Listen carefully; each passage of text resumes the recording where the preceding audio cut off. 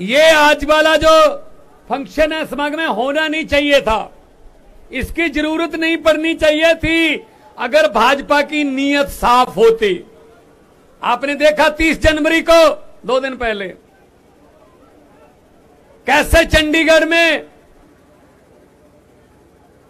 Video के सामने एक आदमी आम आदमी की वोटों को काट रहा है और पता नहीं कौन सी वोटों को बीजेपी के बक्से में रख रहा है। पता नहीं क्या गलती होगी बीजेपी से, इनकी प्लानिंग के मुताबिक काम नहीं हुआ, वरना वीडियो बंद करवा देते ये, क्योंकि ये पहली बार नहीं हुआ, कैमरे पे पहली बार आया है। करते तो पहले से ही रहे हैं, एमसीडी में भी किया है साथ दिल्ली में। तो आज आपका इस भारी संख्या में यहां पहुंचना इस बात का संकेत है कि इतिहास में नाम लिखा जाएगा कि जब देश में, भारत में लोकतंत्र खतरे में पड़ गया था, लोकतंत्र आखिरी सांस पर था, तब उसको ऑक्सीजन देने के लिए कहां इकट्ठ हुआ था। तो सही आंसर होगा आम आदमी पार्टी के दफ्तर के सामने जो लोग आए थे वो लोकतंत्र को बचाने आए। हमारे एमएलए साहबान बैठे हैं, हमारे मेयर बैठे हैं, हमारे एमपी साहब आए हैं लोकसभा के, पंजाब से मेरे साथी आए हैं। मतलब हद है हैरानी की कि इनका बस चले तो इलेक्शन ही ना होने दें, और अगर इलेक्शन हमने कोर्ट के जरिए करवा भी ली तो उसका रिजल्ट देख लो कैसे निकलता है। एक इधर इधर इधर इधर ये चलो चलो चलो चलो चलो चलो चलो। तो ऐसे ही लोकसभा में होता है, ऐसे ही राज्यसभा में बिल पास होते हैं, हाँ वाले हाँ कहें, ना वाले ना कहें, हाँ वालों की जीत हुई जीत हुई जीत हुई, चलो चलो चलो चलो। हद है यार, हद है यार। फिर भाई साहब इतना पैसा क्यों खर्चते हो? देश में इलेक्शन करवाने के लिए सीधा ही तानाशाही डिक्लेयर कर दो। एक बात मैं मीडिया खड़ा सारा, एक बात मैं आपको कहना चाहता हूं, मीडिया वालों आप भी सुन लो। देखो पीड़ित आप भी लोग बहुत होंगे। अगर 2024 में ये किसी न किसी तरीके से खुदा ना खास्ता ये आ गए तो नरेंद्र मोदी का नाम नरेंद्र मोदी नहीं रहेगा, नरेंद्र पुतिन बन जाएगा भाई साहब। बाद में इलेक्शन नहीं करवाएंगे ये, फिर इलेक्शन नहीं होगा, सीधा बस जितनी आजीवन रहेंगे मोदी साहब। हद है यार, हद है यार। तो फिर शहीद भगत सिंह, राजगुरु सुखदेव, चंद्रशेखर आजाद, लाला लाजपत राय, सुभाष चंद्र बोस की आत्मा आज तड़पती होगी। क्या इस वोट के अधिकार को लेने के लिए हमने कुर्बानियां दी थी? क्या 22 साल की उम्र में इस वोट के अधिकार के लिए हमने रस्से चूमे थे फांसी के? उनकी आत्मा तड़पती होगी भाई साहब। ये वोट है यार, कमाल है। वोट कहीं और डलता है, निकलता कहीं और है, रिजल्ट कहीं और निकल रहा है। ये कितनी देर चलेगा? तो आपका यहां पे आना हमारे लिए इसलिए सुखद है कि हम लड़ेंगे, जैसा कि गोपाल भाई कह रहे थे, लड़ेंगे और जीतेंगे। और पंजाब से आया हूं, सबसे बड़ी लड़ाइयां पंजाब ने लड़ी हैं। देश की आजादी की लड़ाई में 90% कुर्बानियां पंजाबियों की हैं भाई साहब। आज भी बॉर्डर पे पंजाबी खड़े हैं, कोई गोली दुश्मन देश से भारत की तरफ आती है, सबसे पहले पंजाबी सीना उसके सामने होता है, पंजाबी सीना। तो हम ऐसे कैसे लूटने दे देंगे अपने देश को? हम ऐसे कैसे किसी के हाथ में देश को दे देंगे? हमने लिया, हमारे पुरखों ने कुर्बानियां दी हैं भाई साहब। ये कौन है? ये कौन है हमें देशभक्ति का सर्टिफिकेट देने वाले? ये कौन है सर्टिफिकेट देने वाले? जब देश का बंटवारा हुआ 10 लाख बंदा मरा। कौन मरा? हमारे नाने नानियां, हमारे दादे दादियां। 10 लाख बंदा। आजादी बहुत महंगी पड़ी पंजाब को। आज भी दर्द हो रहे हैं, आज भी जख्म मल्ले हैं, लेकिन इनको कुछ लेना देना नहीं है। जिसकी मर्जी, चलो जी हेमंत सोरेन उठा लो, तोड़ दो, चलो जी एकनाथ शिंदे बना दो, राज्यपाल को सुबह 4 बजे जगाओ, ओथ कराओ, चलो जी मैं ओथ लेता हूं, शपथ लेता हूं, मैं किसी को नहीं बताऊंगा नहीं मैं वो, चलो जी शुक्र है। ये चल रहा है देश में।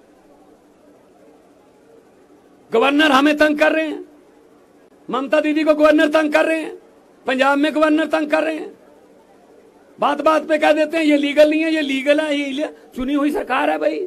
इलेक्टेड राज करेंगे या सिलेक्टेड राज करेंगे?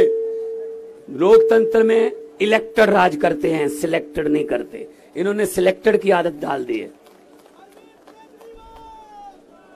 तो मैं ये कहना चाहता हूं, मैं आपको ये कहना चाहता हूं कि भगत सिंह राजगुरु सुखदेव के वारिस बनेंगे। उनके द्वारा दी गई आजादी, उनके द्वारा दिया गया खून अजाई नहीं जाने देंगे भाई साहब। हम किसी के हाथ में ऐसे देश नहीं दे देंगे। अगर किसी नदिया के किनारे ये नेता लोग बस जाते, अगर किसी नदिया के घाट पर ये नेता लोग बस जाते, तो जनता के प्यासे होंठ दो बूंद पानी के लिए भी तरस जाते। गनीमत है कि मौसम पर हुकूमत चल नहीं सकती, वरना सारे के सारे बादल भी इनके खेतों में ही बरस जाते।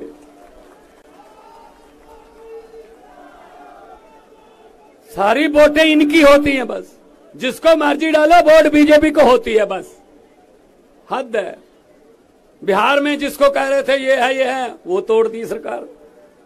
ये ऐसे कर लो जी, अब ऐसे कर लो। इन्होंने ऐसे बना रखा है देश को, जैसे शतरंज की खेल होती है। ये गोटी यहां रख दो, ये यहां रख दो, राजा यहां रख दो, प्यादा यहां रख दो, वजीर यहां रख दो, ऐसे बना रखा है।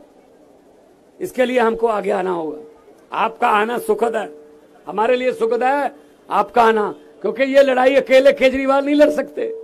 अरविंद केजरीवाल जी ने तो शुरू किया था काफिला, अब ये काफिला बहुत बड़ा बन चुका है। पूरे देश में करोड़ों केजरीवाल पैदा हो चुके हैं।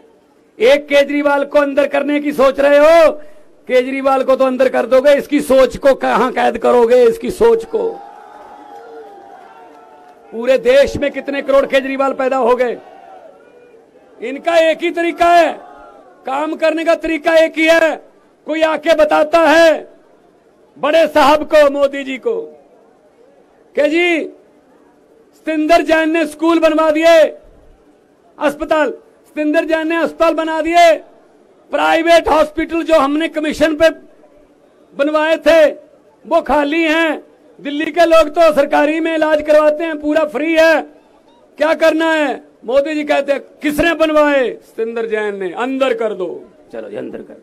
फिर किसी ने आके कहा मनीष सिसोदिया ने स्कूल बना दिए।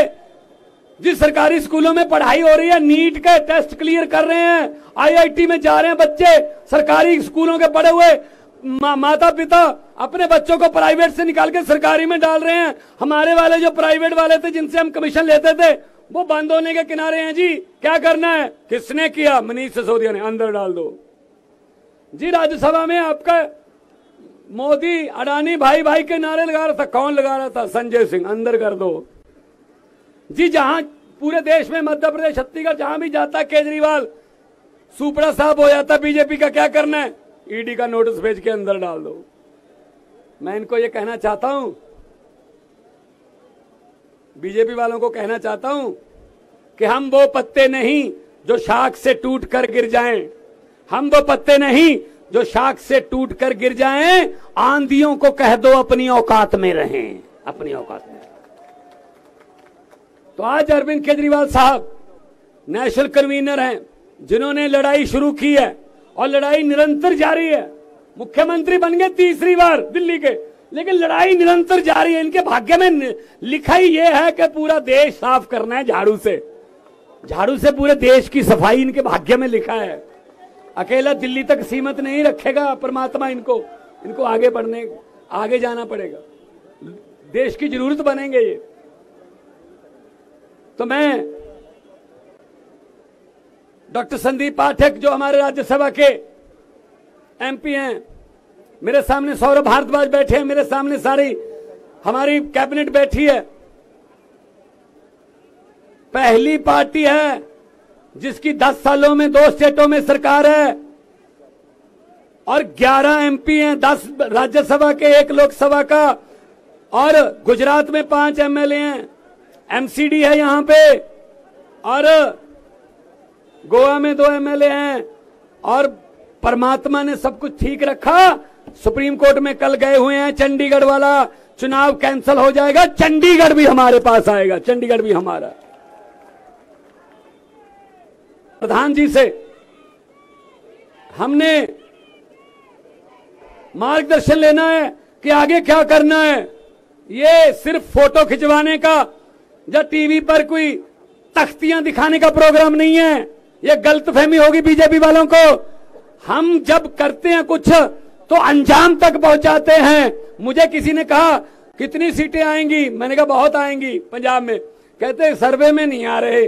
मैं कहा आम आदमी पार्टी है, सर्वे में नहीं आती, सरकार में ही आती है।